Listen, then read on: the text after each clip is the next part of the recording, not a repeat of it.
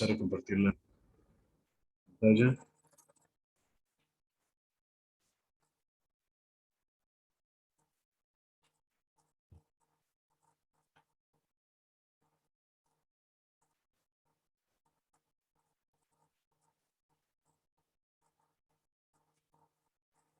Bueno, ¿podrían decirme si pueden ver la presentación, por favor? Sí, sí se puede. Sí, sí se ve. Perfecto. Muy bien. Bueno, entonces habíamos dicho que el día de hoy veríamos un sistema endocrino, las generalidades del mismo. Para poder entender todos los temas, siempre lo digo en cada clase, hay que poder iniciar con las generalidades, ¿no? Con la parte introductoria, sin duda.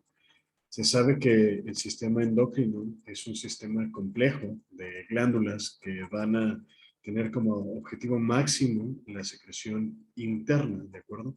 ¿Interna de qué? De hormonas, sin duda como tal, ¿de acuerdo? De tal forma que si viéramos en magro todos los órganos y todos los tejidos a los cuales el sistema endocrino va dirigido, sabríamos entonces que es un conjunto de órganos y tejidos que lo convierte en un sistema no singular, sino en algo multisistémico que, insisto, normalmente debe de ir supeditado al eje hipófisis, hipotálamo, hipófisis, glándula, siempre en ese orden, ¿de acuerdo?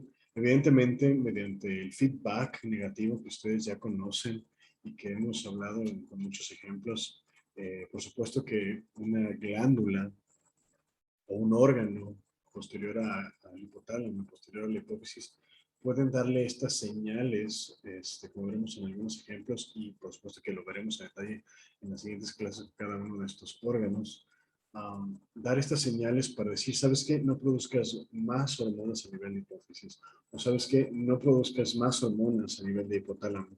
Y entonces, si ya no se producen estas hormonas, entonces tampoco de manera secundaria se producirán en el resto de los órganos, ¿de acuerdo? Pero bueno, a manera general, ¿cuáles son los órganos que normalmente van a estar inmersos dentro de este interesante sistema endocrino? Hipotálamo, ya hemos dicho, la parte superior de este eje, hipófisis, por supuesto, o glándula pituitaria, ¿de acuerdo? Que se dividirá en adenohipófisis y neurohipófisis, y lo veremos adelante porque la clasificación de una y de otra, porque evidentemente son diferentes las hormonas que se estarán siendo inmersas en cada una de estas porciones, ¿de acuerdo? Por supuesto, tiroides y paratiroides en conjunto, y que lo veremos en la clase específica de esta, glándulas suprarrenales, páncreas, por supuesto, testículos y ovarios cuando veamos función reproductora, tanto masculina como femenina en todo caso. Una introducción, entonces sabemos que un órgano endocrino y un sistema endocrino lo que va a tener como objetivo máximo, sin duda, es el secretar una hormona, ¿de acuerdo? Entonces, eso es lo fundamental. Si vamos, por supuesto, a la etimología de la palabra endocrino per se, o endocrinología, si nos ponemos más profundos, endo es dentro, crane o crane sería secretar, y logos, pues es estudio, ¿no? Entonces, endocrinología, estudio de todas las secreciones internas, por decirlo de alguna manera, ¿no? Con respecto a las hormonas, podemos definirlas como aquellos mensajeros de tipo químico que dentro del organismo como tal, lo que tratan de hacer una vez que están sintetizadas y que son expulsadas a torrente sanguíneo, por supuesto es el de estimular. Estimular tanto órganos y tejidos, diana, o como les había mencionado, la última parte del eje, que sería hipotálamo, hipófisis, glándula, ¿no? Cualquier glándula o tejido, al final de cuentas ese va a ser su objetivo diana al final de cuentas. Ahora, ¿cuáles van a ser las funciones entonces del sistema? Sí, Adri. Profe, ¿cuál podríamos decir que es la diferencia entre un neurotransmisor y una hormona? La hormona normalmente va a estar segregada solamente en esas dos porciones, en hipotálamo, hipófisis e inclusive en una glándula. No va a haber neurotransmisores, por ejemplo, a nivel de páncreas, por ejemplo, ¿no? sino normalmente los neurotransmisores tendrán que estar más supeditados al sistema nervioso central, al sistema nervioso autónomo o al sistema nervioso periférico. Pero esto es literalmente un eje que va solamente de hipotálamo, insisto, hipófisis y finalmente glándula como tal. Doctor, serían como la acción de en órganos Diana, ¿no? Creo que Exacto. el neurotransmisor no lo hace así, pero en este caso las hormonas sí, ¿no? Exacto. Bien. Perfecto. Muy bien. Entonces, les mencionaba que con respecto a las funciones del sistema endocrino per se, pues lo que requiere es activar y tener actividad a nivel de órganos mucho más completos, ¿no? Como puede ser el páncreas, como puede ser glándulas suprarrenales, tiroides, etcétera, ovarios, testículos, por repetir algunos de los órganos que ya he mencionado en las diapositivas anteriores. Por supuesto que ayuda a mejorar y a incrementar el metabolismo energético. Si hablamos de estos órganos reproductores, por supuesto que nos ayudarán al proceso en el cual se segregan las hormonas necesarias para poder tener un proceso de gestación, por ejemplo. Nos ayudan sin duda, si se secretan de buena manera y en buena cantidad, a tener las características sexuales, sobre todo primarias, claro, pero las secundarias también importantísimas. Si esto se da de buena manera, también podemos tener adecuada secreción, por ejemplo, de hormona de crecimiento y evidentemente a lo largo de nuestra vida, sobre todo en las primeras etapas, tendremos un mejor crecimiento y un mejor desarrollo sin duda, ¿no? Y si hablamos, por ejemplo, a nivel pancreático, sin duda que podemos tener también un equilibrio, una homeostasis a nivel de la glucosa, es decir, de la glucemia, y también a nivel de la parte hidroelectrolítica. ¿Cuál va a ser la organización entonces general de los órganos endocrinos? Eso es bien interesante. Podemos hablar inicialmente de la glándula pineal, otro de los órganos también importantes con respecto a la secreción de hormonas. Esta glándula como tal está localizada específicamente debajo del cuerpo calloso. ¿Y qué hormona es la que entonces va a estar siendo sintetizada y liberada? Sí, ya saben. Doctor, no sé, pero yo no bueno, sí lo escucho bien, pero lo escucho un poquito bajito, no sé si sea solamente yo. Yo también lo escucho muy, muy bajito. Yo también, Ujú. profe, casi no se escucha. Súper. Denme un minuto para ver si lo puedo resolver. Me voy a colocar unas nuevos diademas y vemos si eso mejora, ¿vale? Denme unos instantes. Sí, Gracias.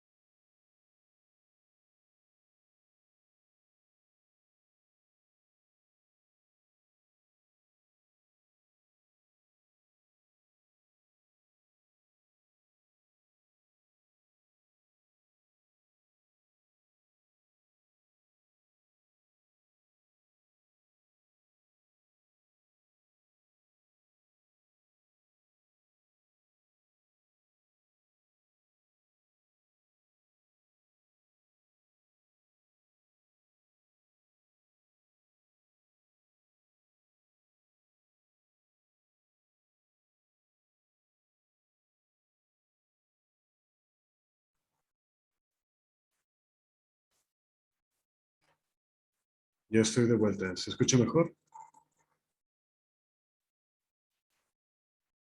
Yo sí lo escucho bien, profe. Súper. Bueno, voy a continuar entonces. Les mencionaba que entonces, ¿cuál es la hormona que va a estar siendo sintetizada y liberada por la glándula pineal? Melatonina. Y de esta hormona ya habíamos hablado en las primeras clases, y lo recordarán, que tiene que ver mucho con estos ciclos circadianos, sobre todo en este caso, el de sueño-vigilia, y por supuesto, también se sabe, y como lo vimos en esas clases de los ciclos circadianos, que el hecho de enfrentarnos a cambios del ciclo de día y noche también de manera secundaria va a estar como directamente proporcional a la producción en buena cantidad y calidad de la hormona melatonina. Inclusive Si lo recordan, hablamos del famoso síndrome de jet lag, cuando se viaja a otro país o otro continente y entonces tenemos esta modificación en los ciclos de día-noche como tal y también evidentemente se verán modificadas la cantidad de hormona melatonina y por tanto también se verá afectado este ciclo de sueño-vigilia como tal. Y de hecho, no sé si alguno de ustedes, ojalá que no, pues, pero si alguno de ustedes ha tenido trastornos de sueño como tal, se sugiere, por supuesto, que antes de tomar algún tipo de opioide o eh, narcótico per se, se requiere inicialmente comenzar con la administración de melatonina y la venden inclusive en cualquiera de estas tiendas de suplementos como tal, entonces también podría ser una buena opción si alguno de ustedes lo padece, pues comenzar con un poco de melatonina, 5 miligramos, creo que hay una de 3, para 2 personas levantaron la mano, no alcanzo, no me permite ver quién, igual, adelante.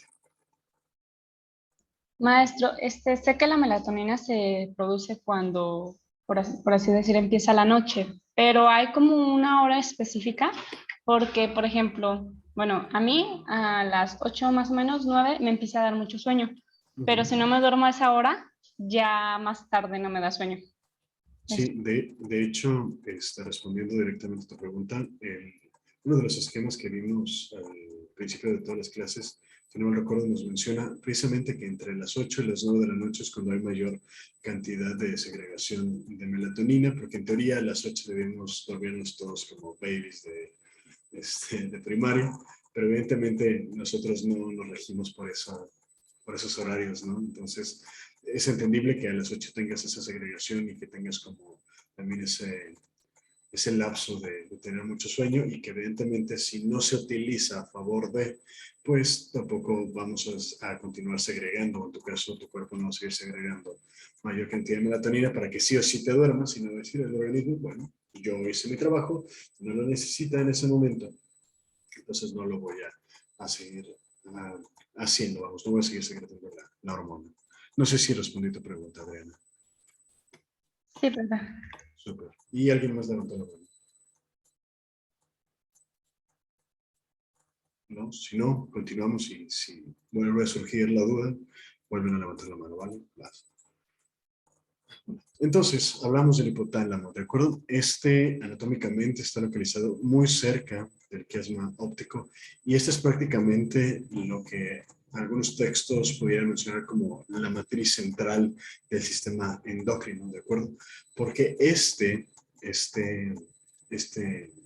órgano, vamos, ¿no? Esta glándula, mejor dicho, va a ser la encargada de la modulación hacia directamente la parte de la glándula pituitaria o hipófisis, ¿de acuerdo? Entonces, si se ve dañado por algún tipo de tumor o trauma o hemorragia o necrosis, evidentemente, si falla el hipotálamo, fallará el resto del eje, sin duda, porque si no liberamos las hormonas que están en el hipotálamo, no se va a estimular la glándula hipófisis y por tanto no se va a estimular la glándula diana, por decirlo, o el órgano diana, al final de cuentas, ¿de acuerdo?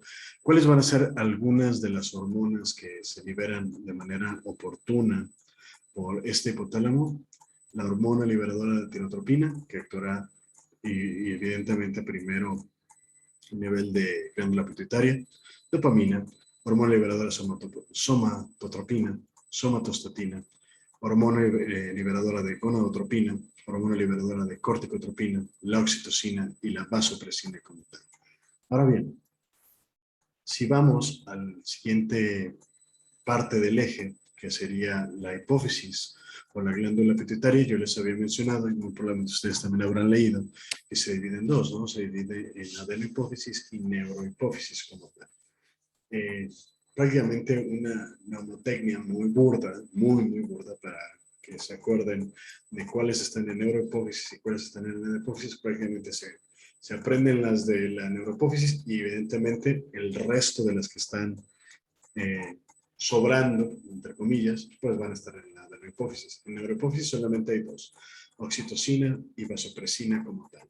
Y en teoría, en la neurohipófisis solamente es como una especie de almacén, ¿de acuerdo?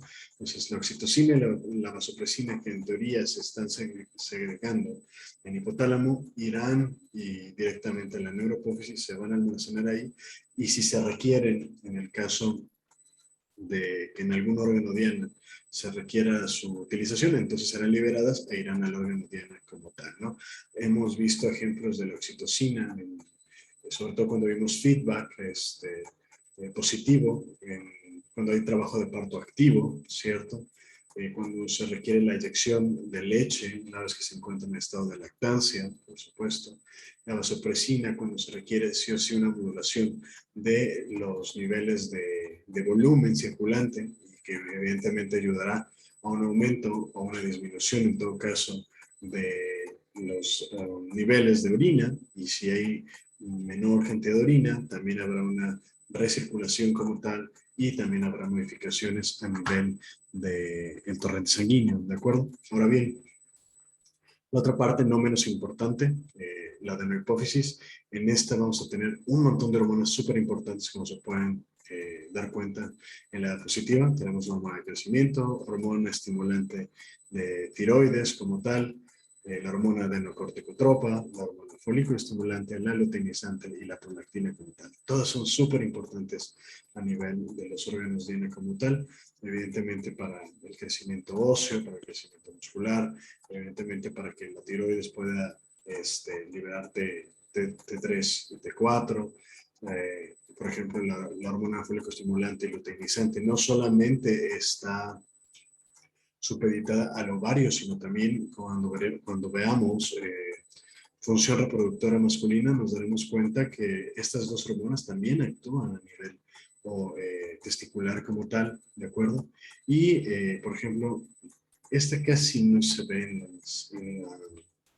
en la literatura, pero algunos textos describen también como que existe una hipófisis media, ¿de acuerdo? La pueden ver aquí al final, y esta lo que va a hacer es liberar la hormona estimulante de melanocitos, aquellos que actuarán a nivel de la piel para darnos el pigmento y darnos la coloración de la piel que cada uno de nosotros tenemos, ya sea menos tono o más tono de la piel como tal, ¿de acuerdo? Y, ¿qué otra cosa? Bueno, la tiroides aquí como ejemplo porque está muy cerca anatómicamente, pero no va a ser el único órgano diana, T3 y T4 sin duda. La hipófisis, el segundo escalón de este eje tan famoso y tan interesante como tal, o también denominada glándula pituitaria. Esta está localizada específicamente en la base del cerebro y, como había mencionado, su objetivo es controlar un montón de funciones de otras glándulas o otros tejidos endócrinos como tal. Ya hemos visto que se divide en adeno y neurohipófisis, ¿cierto? En este caso es mucho más gráfico inclusive porque ya no solamente vamos a ver la tiroides, ¿cierto? Tenemos, por ejemplo, el hipotálamo, liberará las hormonas hipotalámicas que ya vimos en la diapositiva anterior. Tenemos entonces la hipófisis posterior, que solamente tenemos a la oxitocina y a la vasopresina, o ADH, o la hormona antidiurética, por sus siglas. Y bueno, la hormona antidiurética, vasopresina, directamente a riñones por el mecanismo que ya expliqué de manera general. Y también la oxitocina en la parte de mamas y útero, sobre todo para la inyección de leche, que también ya mencioné, a nivel de útero, cuando se requiera que existan contracciones a la hora del trabajo de parto. Ahora, si hablamos del resto de las hormonas a nivel de la hipófisis anterior, la hormona de crecimiento, ya les había dicho yo, el crecimiento de huesos y músculos, también de órganos, sin duda. También va a haber cierta importancia de la adenohipófisis, es decir, de la hipófisis anterior, con la producción de prolactina para que se puedan llenar los conductos galactóforos, y una vez que esto suceda, la oxitocina actúa del otro lado y eyecta la leche como tal, ¿cierto? Bueno, de hecho, aquí sería importante hacer una de esas clásicas como analogías mnemotecnias, como lo quieran denominar, muy burdas, pero que a mí me ha funcionado. Adenohipófisis empieza con A y anterior también empieza con A, entonces si le preguntan cuál es el otro nombre de la hipófisis anterior, adenohipófisis, ¿no? Y evidentemente relacionarán la A con la A y será mucho más fácil de recordar, ¿no? Y por Por tanto, la que queda, la posterior, sería la neurohipófisis, ¿no? Entonces, analogía burda, pero espero que a algunos les funcione. Les mencionaba entonces que la folículo estimulante y la luteinizante, las dos, no solamente van a actuar a nivel de ovarios, sino que también van a actuar a nivel de testículos como tal. Y lo veremos de manera muy detallada en las clases de reproducción masculina y femenina. Pero bueno, iniciar el saber que, bueno, si se estimula mediante una o la otra, podemos tener la formación y la liberación tanto de estrógenos como de progesterona, en el caso de los ovarios, y en el caso de los testículos, una vez que se transforme, derivado también de los estrógenos y demás, también la presencia de testosterona. En el caso de la hormona adenocorticotropa, evidentemente tendrá su injerencia a nivel de corteza suprarrenal y finalmente tendrá una liberación de las hormonas corticales como tal. Sí, Yasabet. Doctor, es decir que si hay una inflamación eh, en lo que es el hipotálamo, este puede aplastar o oprimir lo que es la hipófisis y se genera lo que es un descontrol hormonal total, o es muy Ajá. independiente. No, Puede que el no, hipotálamo no.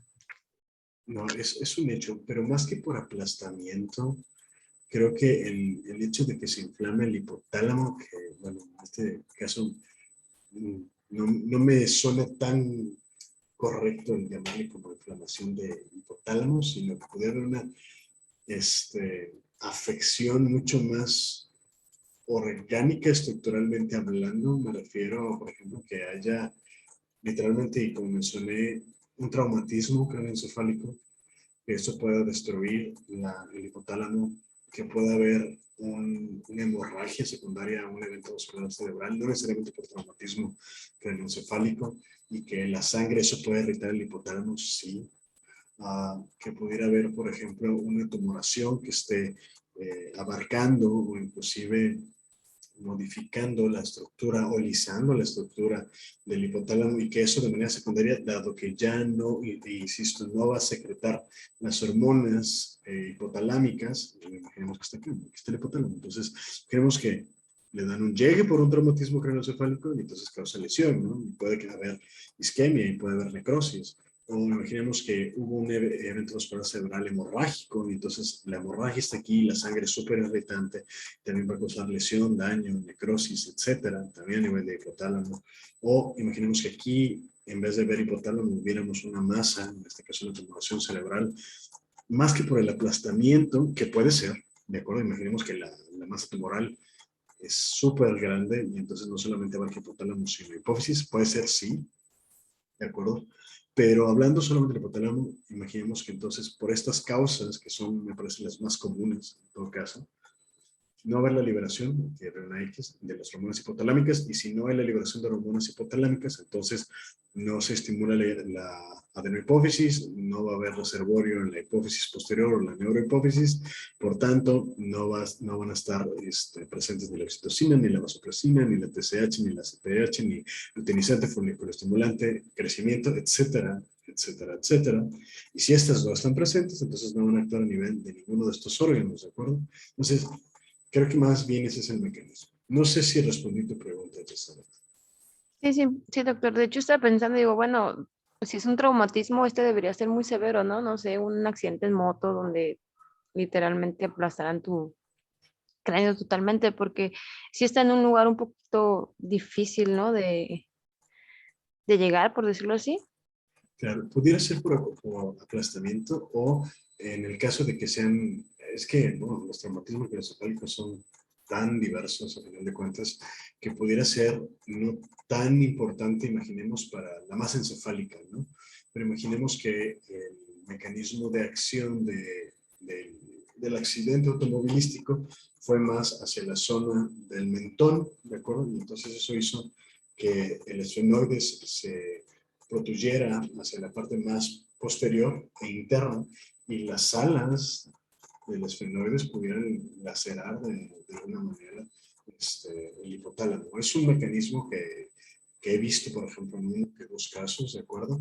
Que se me ocurre sin la necesidad de un aplastamiento per se de eso, ¿de acuerdo? Entonces, creo que, por ejemplo, un EBC, tanto isquémico como hemorrágico, pudieran apoyar también a una isquemia a nivel de hipotálamo, y que eso conlleva a todo pues, la fisiopatología que ya les comenté. Y de igual forma, pudiera el hipotálamo estar bien, ¿no? Y que la lesión, ya sea el traumatismo craneoencefálico o el evento vascular cerebral o la tumoración cerebral esté a nivel de hipófisis, también es válido. Y que el hipotálamo esté íntegro también es una posibilidad, ¿de acuerdo? Entonces, el hipotálamo va a tratar de sobrecompensar, creando mayor cantidad de hormonas a nivel de hipotálamo, ¿de acuerdo? Porque estos van a estar depletados por los mecanismos antes mencionados para tratar de compensar que sí o sí se libere la mejor cantidad de hormonas hacia los órganos de acuerdo? Entonces, no sé si quedó claro y aparte quedó aún más complementado en la Sí, pregunta y sí, el doctor. comentario. Sí, súper. Sí. Excelente. Entonces, íbamos con respecto a la hormona estimulante de tiroides, que por supuesto irá directamente a la glándula tiroides y posteriormente a la liberación y formación de T3 y T4 que veremos a detalle cuando veamos hormonas tiroideas. Y bueno, la ADH o la vasopresina a nivel de riñón, que ya lo he explicado, ¿no? En general. La tiroides me parece uno de los órganos más interesantes. No significa que los otros no sean interesantes, pero tiroides sin duda es de los órganos que vemos más común en cualquier parte de la medicina, ¿no? En una consulta externa, inclusive en una sala de urgencias, ¿por qué no? Con una tormenta tiroidea, una tirotoxicosis como tal, ¿de acuerdo? En fin, el punto es que la tiroides anatómicamente está situada en la base del cuello, como ustedes ya saben, ¿de acuerdo? ¿Cuál es lo importante de este órgano como tal? La producción y liberación de la hormona tiroxina, que si actúa de manera adecuada, pues nos ayudará con respecto a todo lo que es el metabolismo celular. También, a su vez, dentro de este proceso se encuentra la calcitonina, que, como sabemos, y si no, hoy acabamos de aprender, nos ayuda o nos favorece en que todo este aporte de calcio a nivel de la alimentación puede depositarse de manera adecuada en la matriz ósea, ¿de acuerdo? Porque si no, simplemente estaría circulando y no serviría absolutamente nada y solamente se excretaría justo como ingresa al organismo. Respecto a los paratiroides, sabemos pues que está formada por 4 grupos específicamente de células especializadas a lo largo y normalmente de manera simétrica en la glándula tiroides, en cada uno de los extremos, por decirlo de alguna manera. Y lo importante de este grupo de paratiroides como tal es que nos va a apoyar a la síntesis y en la segregación de la hormona, paratormona específicamente, ¿de acuerdo? En este caso, va a ser como el némesis o la hormona contrarreguladora de la anterior, de la calcitonina. Es decir, una y otra nos van a estar jugando un papel importantísimo en el metabolismo óseo, entre que se forme y se reabsorba, ¿de acuerdo? Es decir, que se libere el calcio de la sangre. Imaginemos que tenemos una hipocalcemia como tal, entonces vamos a tener mayor liberación de paratormona, sin duda, y si esta se libera, vamos a tener mayor, insisto, reabsorción a nivel de la matriz ósea y esto va a hacer que se libere calcio. ¿De acuerdo? No es lo más ideal y sobre todo lo que se trata de hacer con respecto al metabolismo óseo es que no haya un exceso de esta paratormona para evitar que no haya una desmineralización, que esto conlleve de manera secundaria entonces a una osteopenia primero, es decir, si una baja en los niveles de calcio y de los minerales, pero sin llegar a ser osteoporosis, y si esto se perpetúa, que eso, insisto, eso es lo que se trata de evitar con estos feedbacks de la calcitonina, contrarregulando la paratormona, pues que no llegue a osteoporosis, ¿de acuerdo? De hecho, hablando de osteoporosis, me parece que algunos de nosotros alguna vez habremos leído o hemos tenido algún familiar o hemos conocido algún paciente que tiene osteoporosis y vale la pena que vayan conociendo del metabolismo óseo desde endógeno. Por eso me parece súper interesante endocrino y me parece súper interesante el tema del metabolismo energético y del metabolismo óseo en específico, ahorita que estamos tocando el tema, porque no sé si ustedes sabían, pero normalmente cuando a un paciente le realizamos una densitometría mineral ósea, que es el estudio para determinar la mineralización, la calcificación, por decirlo de alguna manera, de los huesos de nuestros pacientes, Y en el resultado, que si alguna vez han visto un resultado de densitometría, te lo marca como semáforo, ¿de acuerdo? Verde está normal, amarillo está en osteopenia y rojo está en osteoporosis, ¿no? Pero mi punto es que los pacientes cuando escuchan que tienen osteoporosis, a nosotros como doctor le decimos, fulanita de tal, usted tiene osteoporosis, normalmente las pacientes piensan que no van a recuperarse, ¿no? Y que eso es igual a fractura o es igual a no voy a caminar o voy a quedar inválido o ese tipo de cosas, ¿no? Se sabe actualmente que un paciente con osteoporosis puede tener una reversión de esa patología, ¿de acuerdo? Inclusive hasta llegar a hueso sano. Que puede ser largo el camino, sí, pero que es posible también, esa es la realidad. Y se utilizan un montón de medicamentos, ¿no? Calcio mismo, vitamina D, alendronato, ácido solendrónico. En general, dependiendo del paciente, dependiendo de dónde sea atendido y de la gravedad de la osteoporosis, podemos saber también qué tipo de medicamento hay que utilizarlo. Por ejemplo, el ácido solendrónico se utiliza una vez al año y es vía intravenosa, por ejemplo, ¿no? El alendronato, en general, este es vía oral y se toma todos los días, ¿no? Y tienen que durar mínimo 6 meses para ver cambios a nivel de la matriz ósea. Pero bueno, esto es un ejemplo de por qué es tan importante el sistema endocrino y por qué es tan importante las hormonas para evitar llegar a todo esto y evitar llegar a este tipo de tratamientos, ¿de acuerdo? Bueno, mira, aquí hay un ejemplo bien interesante de lo que les mencionaba con respecto a este feedback, ¿cierto? Imaginemos que existe una baja concentración de calcio en la sangre, ¿de acuerdo? ¿Cierto? Baja concentración de calcio. Entonces, a nivel de las paratiroides, habrá una liberación de la hormona paratiroidea, como he mencionado, y esto va a estimular la resorción de calcio y, por tanto, la liberación del mismo de la matriz ósea y que esto se vaya a torrente sanguíneo para que estos niveles bajos o concentraciones bajas de calcio se normalice y lleguemos a la homeostasis de calcio, ¿de acuerdo? Tenemos el lado contrario, ¿no? Tenemos una alta concentración de calcio, entonces vamos a tener a la calcitonina, que lo que va a realizar es todo lo contrario, que no se reabsorba y que por el contrario, este calcio que está en concentraciones séricas elevadas a nivel de torrente sanguíneo, mejor se adoce a matriz ósea, ¿de acuerdo? Y entonces vamos a generar de nuevo una homeostasis del calcio. Por eso era tan importante entender la importancia de la homeostasis, la importancia del feedback negativo, y ahora estaremos viendo, y a partir de siempre, por qué hay que aplicarlo a cada uno de los órganos y por qué en endocrino es prácticamente como el lugar donde podemos ver mayores feedback negativos y mayores formas de llegar a la homeostasis. El timo, otro de los órganos importantes con respecto a endocrinología, pero también con respecto a inmunología, que supongo habrán leído un poco de esto, está localizado anatómicamente en la parte superior del tórax y en este caso lo que nos va a apoyar es a la producción de linfocitos T maduros, ¿de acuerdo? Si tenemos linfocitos T maduros, ahí nos van a apoyar a la maduración de los mismos. Y si estos están presentes, pues evidentemente nos apoyarán a poder combatir infecciones y destruir células que se consideren anormales cuando éstas no excedan su capacidad de reproducción máxima y que podamos llevar a un cáncer mucho más diseminado o de características malignas, por decirlo de alguna manera. Pero bueno, hablemos, por ejemplo, de la médula ósea, ¿no? De la médula ósea tendremos células madre pluripotenciales o pluripotentes, ¿de acuerdo?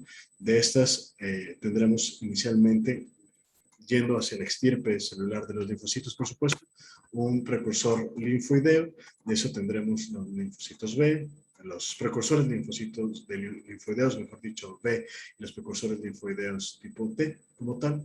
Estos irán nuevamente hacia médula ósea o hacia timo, dependiendo de cuál sea una extirpe o la otra. Y ya en timo, por supuesto que tendrán este proceso de maduración, ¿de acuerdo? Tendremos linfocitos T maduro como tal. Y en el caso de la médula ósea, podremos tener la maduración de los linfocitos B de igual forma. Y de tal suerte que uno nos apoyará a la respuesta humoral, hablando de los linfocitos B ya maduros y hablando de los linfocitos T maduros, también de la respuesta celular. Y de esto se despliega un montón de mecanismos inmunológicos, ¿no? Que eso lo verán en su clase de inmunología, pero nos habla, por supuesto, de, por ejemplo, las inmunoglobulinas, ¿no? Inmunoglobulina G, M, E, B, etc. No, creo que la M ya la vamos a. En fin. Las glándulas suprarrenales, también órganos importantes a nivel endocrino, estas se van a encontrar anatómicamente sobre la cápsula renal como tal, y en este vamos a tener supeditadas a 3 hormonas específicamente de estas glándulas: aldosterona, cortisol y adrenalina como tal. En este caso, la aldosterona nos va a apoyar a la reabsorción de sodio específicamente, y si tenemos esta reabsorción de sodio de manera secundaria, por supuesto que tendremos una reabsorción de líquido, de agua per se, y si esto sucede, por supuesto que tendremos un mayor volumen circulante, como lo he mencionado en algunas clases pasadas, y si tenemos mayor volumen, como en mi ejemplo burdo, muy burdo de hacer unas clases sobre el grifo y la manguera, ¿de acuerdo? Si tenemos mayor volumen, tendremos mayor presión y por tanto se modificarán las cifras tensionales, ¿cierto? Bueno, con respecto a cortisol, en este caso nos va a apoyar al metabolismo óseo en específico, nos va a apoyar a la transformación de aminoácidos hacia glucosa como tal. Y finalmente, con respecto a la adrenalina, considerado una mina vasoactiva per se, nos ayuda a la vasoconstricción, sobre todo a nivel periférico, y también de manera secundaria también nos apoyará a la contracción de los miocitos a nivel cardíaco. El páncreas, este es otro de los órganos súper interesantes como tal y que tienen un montón de injerencias para que el organismo esté en homeostasis, sin duda. Anatómicamente está rodeado por el estómago por un lado, el intestino delgado, el hígado, el vaso y la vesícula biliar.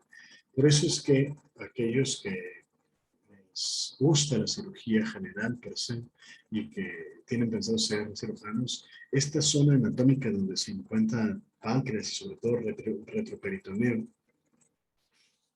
he escuchado muchas veces y más recientemente cuando les hacemos luego interconsultas a los cirujanos, que la zona que el cirujano general le tiene mayor respeto es el retroperitoneo y la zona circundante a lo que es el páncreas, porque está ricamente vascularizado y cualquier detalle es fundamental para una operación de ese sentido. Entonces, quienes vayan a ser cirujanos, pues vayan aprendiendo mucha anatomía de retroperitoneo y toda la zona circundante de páncreas, porque lo van a necesitar.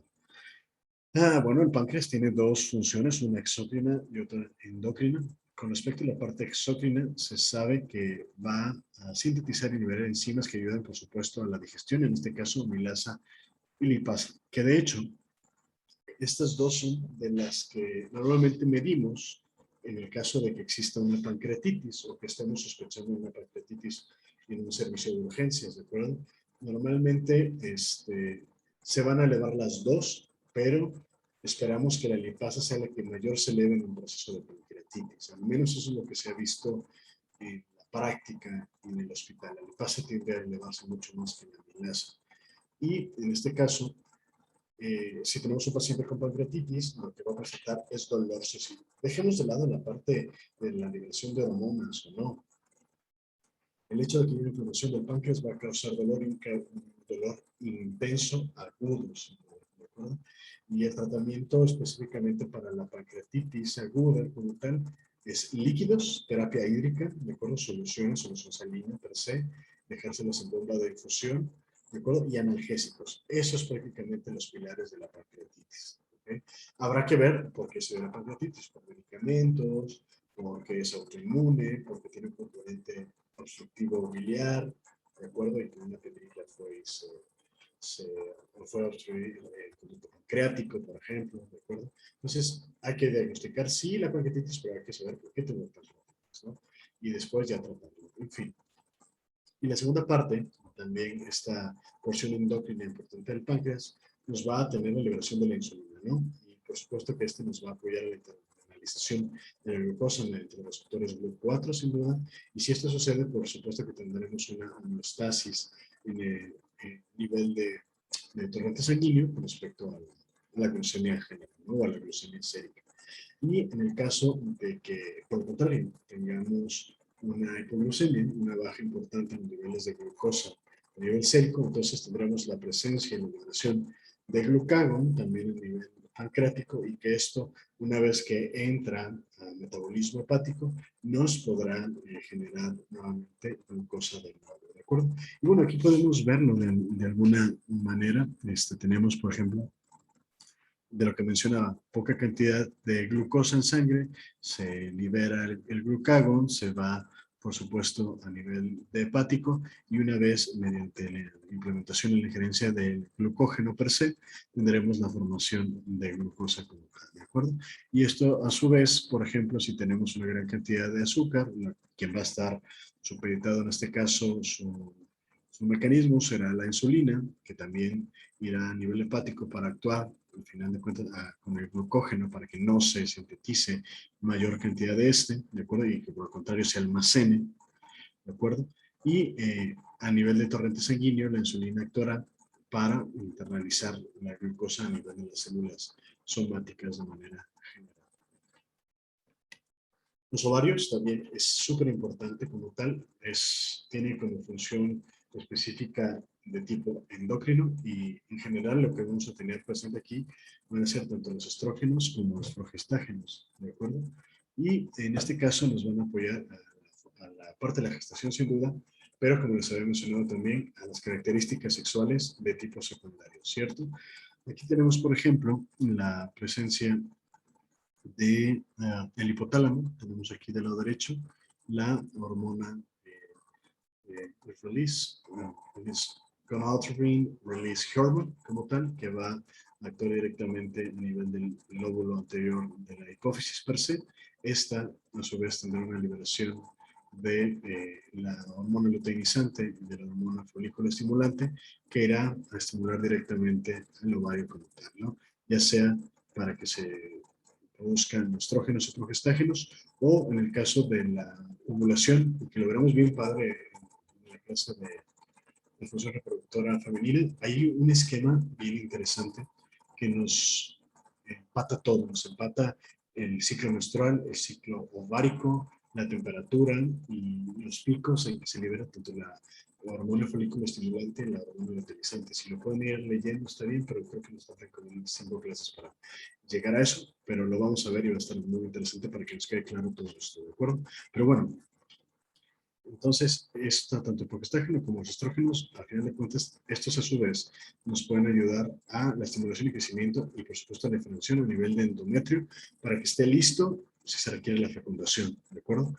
Pero ahora bien, una vez que el estrógeno esté formado y liberado y la progestógeno de igual forma, si los niveles séricos ya fueron alcanzados adecuadamente y ya actuaron donde tenían que actuar, entonces a manera de feedback negativo van a dar señales a nivel de hipófisis para que ya no se libere más luteinizante o ya no se libere más folículo estimulante, y a su vez también pueden mandar señales de feedback negativo al hipotálamo para que ya no libere más hormona liberadora de gonadotropinas, ¿de acuerdo? Que es la GnRH, por sus siglas en inglés. Aquí, en el caso también importante con respecto a los andrógenos, no solamente a la progesterona o al estrógeno per se, ya hemos dicho que estimula el crecimiento del endometrio, también los andrógenos son parte fundamental de las hormonas liberadas, mejor dicho, a nivel de ovario.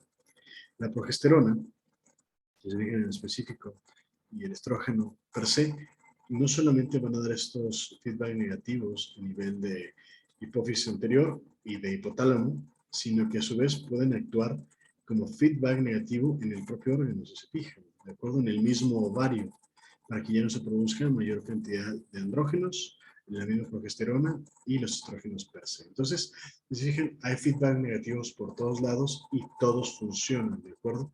En algún punto, cuando se hacen las mediciones de los perfiles ováricos, cuando, por ejemplo, tenemos una paciente que los o las que quieren ser ginecólogos obstetras, que llega una paciente porque ya tiene, no sé, 16 años o 17 y no ha tenido su menstruación per se, entonces normalmente se le hará, sin duda, un ultrasonido para ver si las estructuras están adecuadas como tal, si hay un adecuado crecimiento de los ovarios, sí, eso es importante, pero también hay que ver qué está pasando con las hormonas, ¿de acuerdo?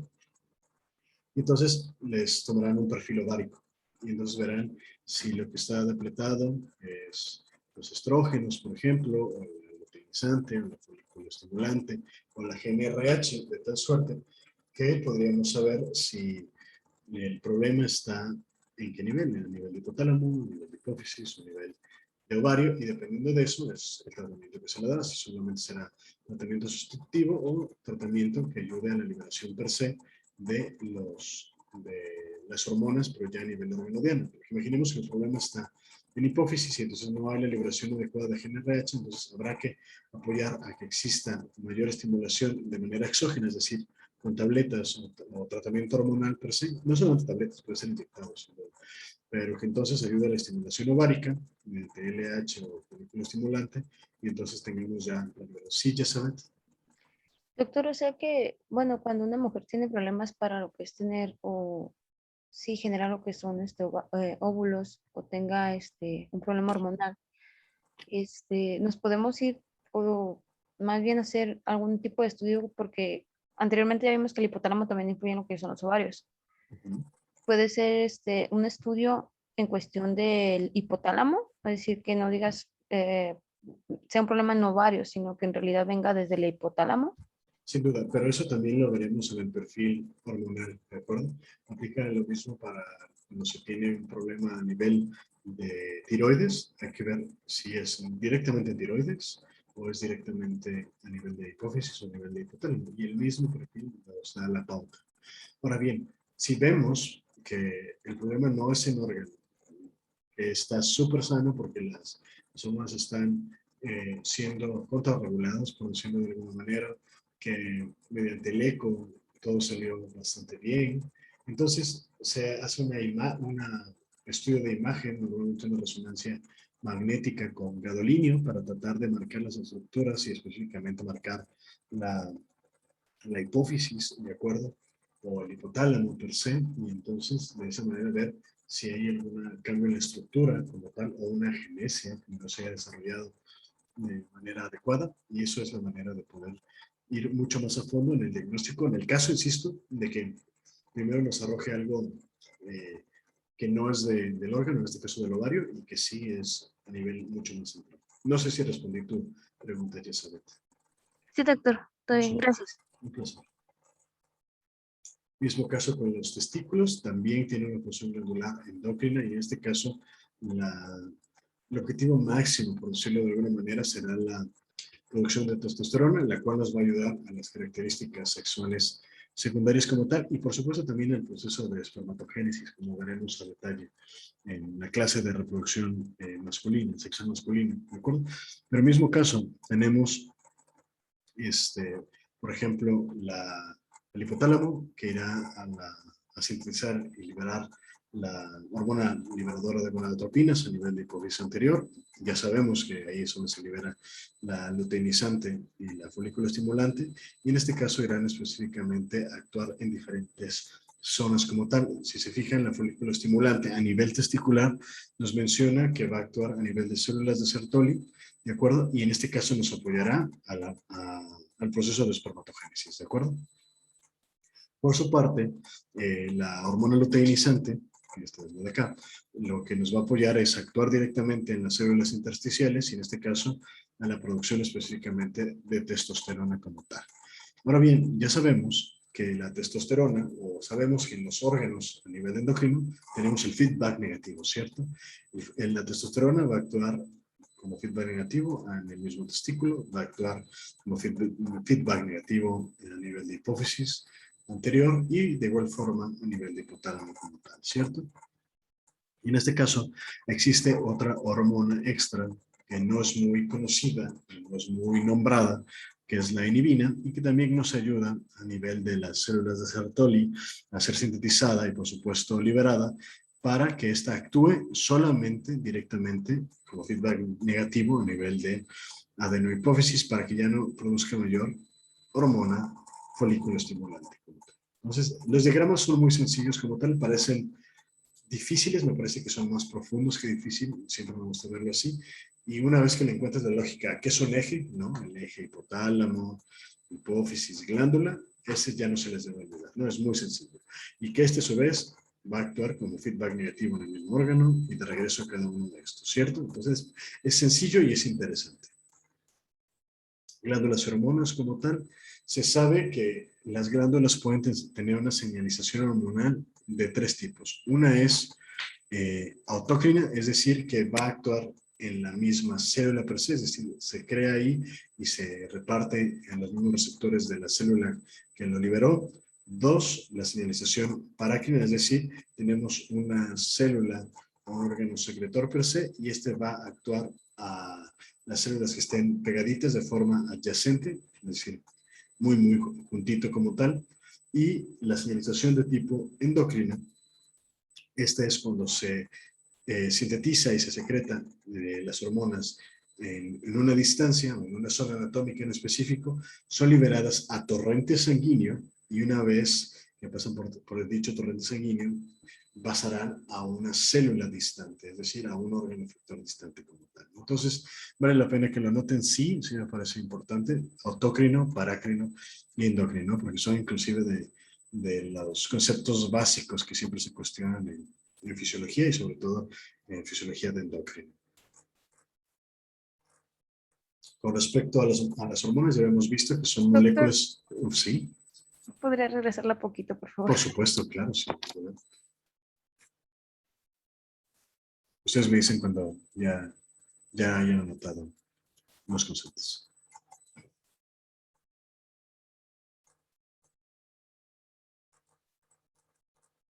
Ya. Perfecto. Muy bien. Entonces decíamos que las hormonas, ya habíamos dicho que son moléculas orgánicas que van a estar secretadas por alguno de los órganos dentro del organismo, que estas normalmente se van a difundir o ser transportadas por torrente sanguíneo a otras partes del cuerpo y que estas, por supuesto, van a actuar en determinados órganos o tejidos denominados diana o blanco. ¿Cuáles van a ser sus características? Tienen una estructura química muy específica, sin duda. Van a ser transportadas en torrente sanguíneo, ya habíamos visto. Regulan los procesos fisiológicos. Son activas en pequeñas cantidades, no se requieren grandes cantidades, a eso se refiere este nuevo recuadro, sin duda. Se van a sintetizar según la necesidad del organismo, si no, van a permanecer una sin sintetizar o 2 almacenadas, ¿de acuerdo? Cada una de esas tiene receptores muy específicos, ¿de acuerdo? Es decir, la TSH no se va a fijar en los receptores de la LH, por ejemplo, ¿sí? Se van a inactivar una vez que ya cumplieron su función, eso también es importantísimo de anotar, y finalmente cuentan con un sistema de autorregulación, es decir, el feedback negativo que ustedes ya conocen y dominan ampliamente. Los tipos de hormona se pueden clasificar inicialmente según su estructura química. Habíamos mencionado en la diapositiva anterior que tiene una estructura química muy específica, ¿cierto? Y esa tenemos a las esteroideas y a las no esteroideas, ¿de acuerdo? Dentro de las esteroideas tenemos a las siguientes: cortisol, aldosterona, los estrógenos, progesterona y testosterona. Si se fijan, son más de las glándulas suprarrenales y a nivel de ovario y testículos, ¿cierto? Voilà. Y las no esteroideas, a su vez, tienen otras 4 subclasificaciones: las proteicas, las peptídicas, las derivadas de aminoácidos simples y las glucoproteicas. Igual vale la pena que las anoten, sí, sí me parece interesante, porque entonces podemos entender el por qué es una y otra de diferente manera y por qué actúan de diferente manera, a eso me refiero. Con respecto a las proteicas, claro que todas son importantes, las del crecimiento, ya lo hemos visto, la prolactina con respecto a las mamas, las parotiroideas y la calcitonina con respecto al metabolismo energético, insulina y glucagón a nivel pancreático, sin duda para el metabolismo energético y de la glucosa, ¿cierto? Las de péptidos tenemos, por ejemplo, la antidiurética, ya hemos visto que se va a supeditar a nivel renal para apoyar a la absorción de sodio y por tanto a la absorción de agua y por tanto a la modificación del volumen circulante y por tanto a las modificaciones de la tensión arterial, ¿cierto? Voilà, oxitocina, ya hemos visto dónde actúa, a nivel de las mamas o de útero, por ejemplo, ¿de acuerdo? melanocitoestimulante, nuevamente directamente a los pigmentos de la piel per se. Somatostatina liberada de tirotropina, eso nos apoya en tanto el crecimiento como también a nivel de metabolismo, que es la hormona contrarreguladora a nivel sobre todo de metabolismo energético. La TRH, por supuesto, que nos ayudará a nivel de tiroides, ¿cierto? Y sobre todo para tener esta homeostasis a nivel de tiroides. Las derivadas de aminoácidos simples, prácticamente estas dos que actúan a nivel de hormonas vasoactivas o aminas vasoactivas, ¿cierto? La noradrenalina, adrenalina, que van a apoyar a la vasoconstricción de los vasos sanguíneos y de los miocitos per se, o los cardiomiocitos. En la melatonina, a nivel de sueño-vigilia, ya hemos visto, y la tiroxina como una hormona clásica de tiroides, ¿cierto?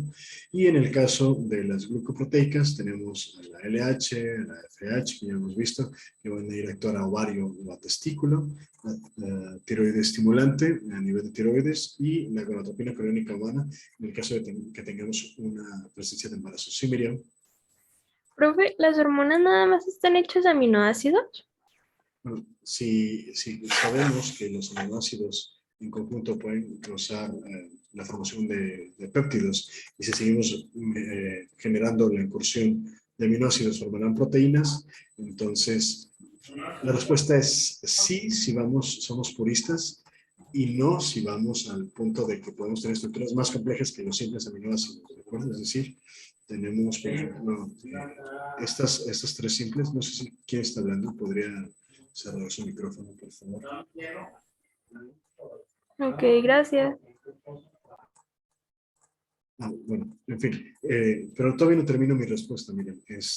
Supongo que tú eres Ah, perdón, es que casi no escuché.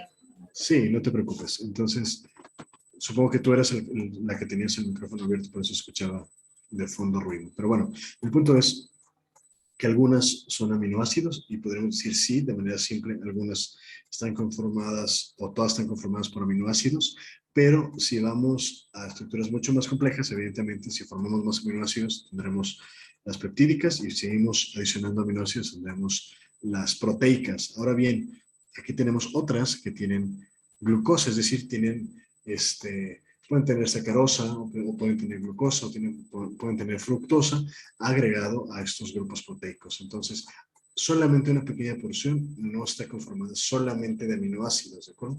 Es decir, todas tienen, pero no todas solamente son aminoácidos. No sé si respondí tu pregunta, Miriam. Sí, profe, gracias. Súper. Ahora bien, también podemos clasificar a las hormonas según su función. Tenemos a las hormonas trópicas, a las sexuales y a las anabólicas per se, ¿cierto?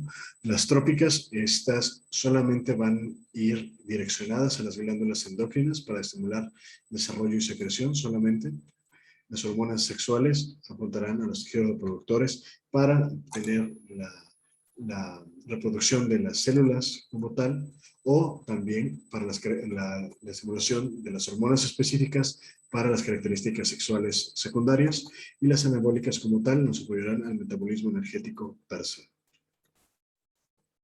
La retroalimentación positiva, ya hemos visto muchos ejemplos nuevamente. Tenemos el producto que se encaja a nivel del cuello uterino per se. Esto lo que va a hacer es una estimulación a nivel cervical, lo que va a hacer que a nivel de la glándula de la neurohipófisis o de la pituitaria posterior se libere la oxitocina per se.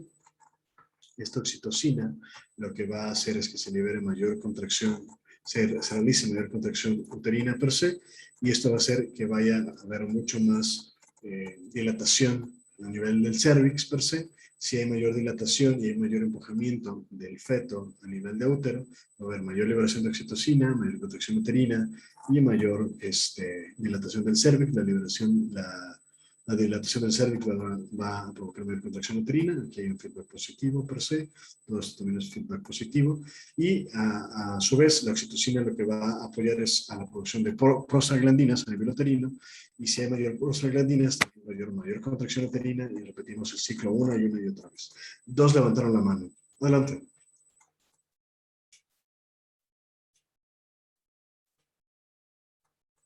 Primero está Miriam. Creo que fue la primera en levantar la mano. Ok. Ah, no, yo no la levanté, se me olvidó bajarla, perdón. No, no pasa nada. Bueno, entonces, Elizabeth.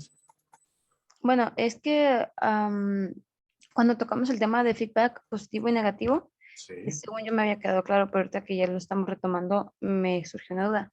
El feedback básicamente positivo es cuando se libera una hormona o hay una acción que genere más reacciones y el negativo es que inhiba esas reacciones. Así es.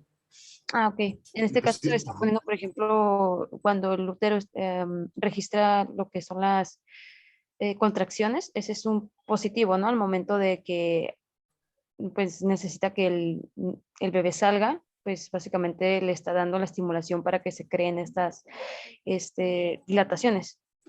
Así es un conjunto de todo y lo que va a hacer es potencializar, ¿de acuerdo? El feto per se, el producto per se, lo que va a hacer es encajarse en la parte del cuello uterino, ¿cierto? El hecho de que ya haga eso, lo que va a hacer es solamente por gravedad y peso tratar de dilatar el cérvix. El hecho que se trate de dilatar el cérvix o que se esté dilatando el cérvix ya de buena forma, ¿de acuerdo? Centímetro a centímetro por hora, eso ya va a llevar, esto estamos aquí, solamente en esta zona, ¿de acuerdo? Esta parte de la dilatación cervical sí o sí va a hacer que se libere desde la neurohipófisis oxitocina, ¿de acuerdo? Esta oxitocina lo que va a hacer es causar mayor contracción uterina. Imaginemos entonces que la contracción es más desde el fondo uterino.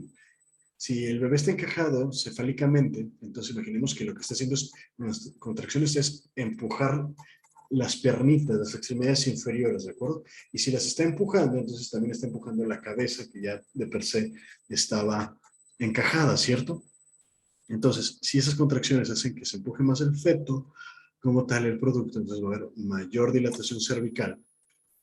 La mayor dilatación cervical potencializa que haya mayor liberación de oxitocina, mayor contracción, mayor dilatación, mayor oxitocina, y así hasta que corone el bebé y salga el cráneo del bebé por el conducto vaginal, ¿de acuerdo? A su vez, también la oxitocina, como mencionaba, libera prostaglandinas que son proinflamatorias.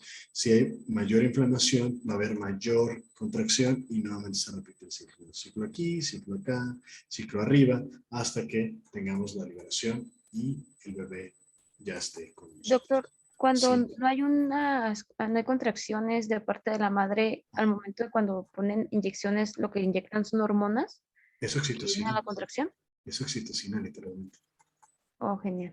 ¿Sí? De hecho, se puede inyectar vía intramuscular o normalmente se deja una infusión de 10 unidades de oxitocina en una solución salina de 500 cc como tal y se va dejando poco a poco para también, imaginemos, si la oxitocina causa contracción uterina, si le dejamos a chorro, imaginen el espasmo muscular y la tetanización que vamos a crear en el útero y el dolor que le vamos a causar, ¿cierto? Entonces, por eso es por goteo y dosis dependiente, es decir, vamos a ir aumentando la cantidad de goteo conforme vayan aumentando la cantidad de contracciones efectivas, es decir, que duren más, que sean mucho más fuertes, mucho más sostenidas y es ir jugando literalmente con la cantidad de oxitocina. Ahora bien, hay veces que existe como una uteroinhibición en el cual la oxitocina no es suficiente aunque se le inyecte y no provoca contracciones. Es difícil encontrar esos casos, pero se ha dado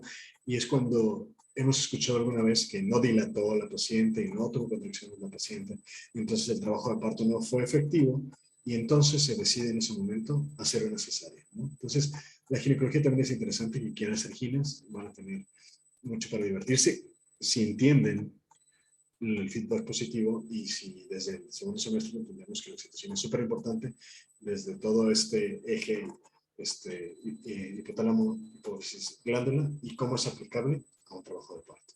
No sé si respondí a tu pregunta. Sí, doctor. De hecho, siempre la responde y le agrega un buen Ah, bueno, que te ayuda a comprenderlo. súper, súper. Gracias. Okay. ¿Podría revisar un poquitito la diapositiva anterior para tomar una captura, doctor? Claro que sí, la de feedback positivo. No, la de que se clasifiquen según su función. Esa, gracias, Súper, doctor. claro que sí. Listo. Gracias. Gracias. Feedback negativo, creo que los dos son sencillos, pero este es como el más común, ¿cierto? Tenemos el hipotálamo, la hipófisis y la glándula. En este caso, el ejemplo de la tiroides. Tenemos, por supuesto, la hormona hipotalámica que va a excitar a la glándula hipófisis y la hormona hipofisiaria que va a ir a estimular a la tiroides, ¿cierto? En este caso sería la TRH, aquí no está, pero la TRH es la que va a estimular la hipófisis y la TSH es la que va a estimular a la tiroides directamente. Si esto sucede, entonces tendremos la liberación de la hormona tiroxina, ¿de acuerdo? Que nos apoyará, como vimos, en el aumento del metabolismo celular, ¿de acuerdo? Y este, a su vez, va a poder mandar señales, una vez que ya cumplió su objetivo, a la hipófisis para que ya no libere más TSH y por tanto ya no estimule la tiroides y a su vez también a nivel mucho más alto y ya le dé señales al hipotálamo para que ya no libere TRH para que no estimule la hipófisis y si no estimula la hipófisis tampoco estimulará la liberación de TSH, tampoco finalmente estimulará la tiroides. No sé si queda claro feedback positivo y feedback negativo aplicado ahora a endocrino específicamente. No, creo que ahora sí ya quedó. Sí, está claro, doctor. Súper. Bien. Y bueno, a manera de resumen, los highlights siempre son importantes. Tenemos el hipotálamo, ¿cierto? Donde tenemos la liberación de las hormonas excitadoras o estimuladoras de la hipófisis, sobre todo la hipófisis anterior o adenohipófisis, ¿cierto? Tenemos a la hormona, específicamente la vasopresina o la hormona oxitocina, las dos como tal, que irán directamente a acumularse o almacenarse a neurohipófisis. ¿Sí, Jessabeth? Doctor, más adelante sí vamos a ver lo que es la cascada de, ¿qué? De coagulación, en donde vamos a ver también lo que son los feedback, ¿verdad? Sí, pero eso lo veremos en el tema de sangre como tal. Ok. Solamente porque quería saber si vamos a profundizar aún más en esto. Sí, sin duda que es el otro ejemplo en el cual vemos el feedback positivo, ¿cierto?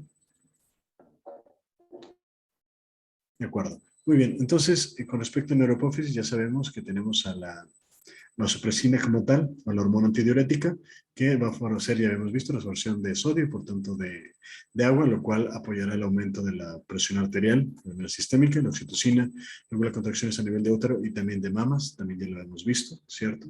Estos solamente son highlights. A nivel de la adenohipófisis,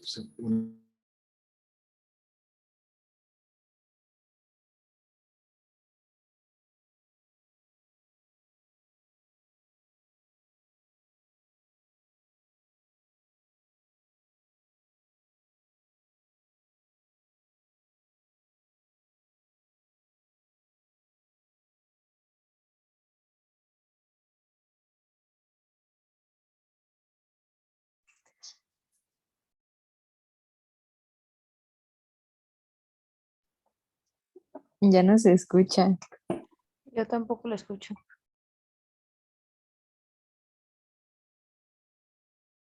Doctor.